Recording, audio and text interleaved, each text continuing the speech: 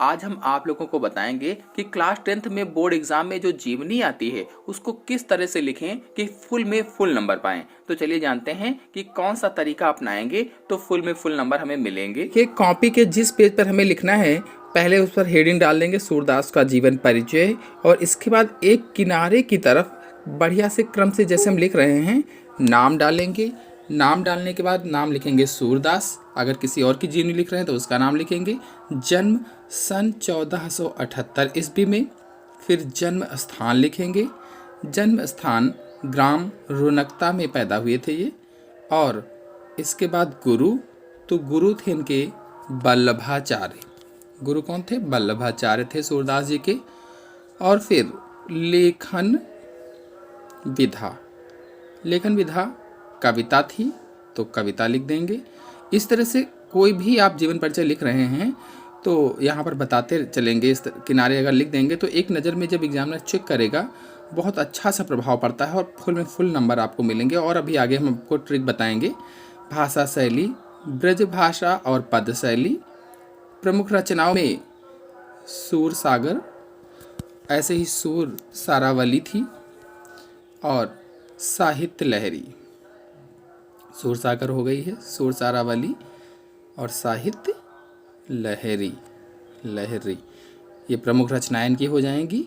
और निधन कब हुआ वो भी यहीं पर हम लोग बता देंगे। तो निधन सन 1583 ईस्वी में हुआ था। और जन्म अगर पूछा जाए तो 1478 ईस्वी में हुआ था। साहित्य में स्थान, थोड़ा सा संक्षिप्त रूप में यहाँ सारी चीज़ें लिखना है। तो साहित्य में स्थान हिंदी साहित्य आकाश के दे दिव्यमान सूर्य कहे जाते हैं। ये क्यों कहे जाते हैं भी बाद में हम आपको बताएंगे पूरा डिटेल। तो अब जानते हैं विस्तृत कवि परिचय। हेडिंग बढ़िया से डालकर आपको लिखना होगा। और हेडिंग डालने के बाद सुंदर राइटिंग में, थोड़ा सा मोटा पेन हो ज़्यादा अच्छा रहेगा, मोटे पेन से लिखेंगे। नीली सी स्याही निकलती हो, बहुत अच्छी राइटिंग लगती है। सूरदास सगुण मार्गी कृष्ण भक्ति शाखा के प्रमुख कवि हैं। इनका जन्म आगरा से मथुरा जाने वाली सड़क पर स्थित रोनकता गांव में सन 1478 ईस्वी में हुआ था। तो पहले इनके बारे में कहाँ पैदा हुए, किस गांव में पैदा हुए, इस तरह से बता देंगे। कुछ विद्वान इनका जन्म दिल्ली के निकट सीही गांव में मानते हैं। यानी कुछ लोगों का कहना है कि सीही ग्राम में पैदा हुए थे। बढ़िया से अच्छी राइटिंग में आपको लिखना है।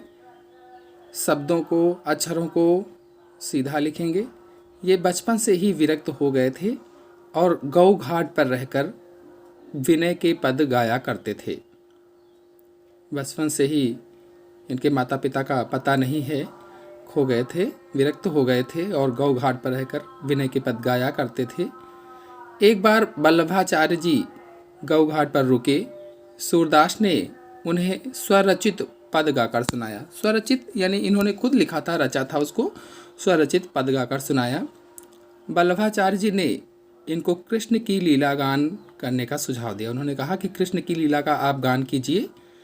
ये वल्लभाचार्य के शिष्य बन गए। बहुत अच्छी राइटिंग में आपको लिखना है और टाइम का विशेष ध्यान रखते हुए थोड़ा सा आप स्पीड में भी लिखेंगे। वल्लभाचार्य ने इनको गोवर्धन पर बने श्रीनाथ के मंदिर में कीर्तन करने के लिए रख लिया। गोवर्धन पर, वहीं पर श्रीनाथ का मंदिर था। तो वल्लभाचार्य जी ने कहा कि आप आइए यहीं पर और कीर्तन कीजिए। तो वहाँ पर कीर्तन के लिए इन्हें रखा गया। वल्लभाचार्य के पुत्र थे विट्ठलनाथ। विट्ठलनाथ कौन थे? वल्लभाचार्य के पुत्र थे। इन्होंने अष्टछाप के नाम से 8 कृष्ण भक्त कवियों का संगठन किया था। यानी 8 कृष्ण भक्त कवियों को ढूंढा और बताया कि ये अष्टछाप कवि हैं और ये कृष्ण के भक्त हैं। सूरदास उनमें से सर्वश्रेष्ठ कवि थे, सर्वोत्तम कवि थे। इनका गोलोकवास सन 1583 ईस्वी में हुआ। यानी ये स्वर्गवासी हुए सन 1583 ईस्वी में। और किसके सामने? तो गोसाई विट्ठलनाथ के सामने गोवर्धन की तलहटी में पारसौली ग्राम में इनकी मृत्यु हुई थी। पारसौली ग्राम, और कहाँ पर? तो गोवर्धन की तलहटी में हुई थी। खंजन नयन रूप रस माते पद का गान करते हुए इन्होंने अपने शरीर को छोड़ा था। और इतना लिखने के बाद बढ़िया से हाईलाइट कर देंगे मुख्य मुख्य चीज़ें, जो अच्छी अच्छी सी चीज़ें हैं, मेन चीज़ें हैं, उनको हम हल्के से किसी पेन से हाईलाइट कर सकते हैं। और इसके बाद इनकी रचनाएं हेडिंग डालेंगे। रचनाएं डाल करके इनकी रचनाएं लिख देंगे। तो प्रमुख रचनाएं सूरसागर, सुरसारावली और साहित्य लहरी हैं। प्रमुख रचनाएं कौन सी हैं? प्रसिद्ध इनकी रचनाएं हैं। आप चाहें तो लाल पेन का प्रयोग बोर्ड परीक्षा में ना करें, इस जगह पर किसी और पेन का प्रयोग आप कर सकते हैं, लेकिन राइटिंग बहुत ही सुंदर और नीली हो, स्याही नीली हो तो ज़्यादा अच्छा रहेगा। सूरदास के पदों का संकलन सूरसागर में है। सुरसारावली में सूरसागर के 12 स्कंधों को सार दिया गया है, यानी 12 स्कंधों का सार है उसमें। और साहित्य लहरी में जो तीसरी है इनकी रचना 118 दृष्टकूट पदों का संग्रह है। और फिर देखेंगे सूरदास का साहित्य में योगदान क्या रहा है। तो सूरदास ने कृष्ण के बाल लीलाओं का बड़ा ही मनोरम वर्णन किया है। हमने दूसरे पेन से लिखना प्रारंभ किया, थोड़ा सा पेन खराब हो गया था, आप लोग एक ही पेन से लिखेंगे वहाँ पर। इनका बाल वर्णन विश्व साहित्य की अमर निधि बन गया है। गोपियों के प्रेम और विरह का वर्णन में भी बहुत आकर्षक है। इनका जो गोपियों का प्रेम और विरह का वर्णन इन्होंने किया है वो बहुत ही आकर्षक है। संयोग और वियोग दोनों का मर्म स्पर्शी चित्रण सूरदास जी ने किया है।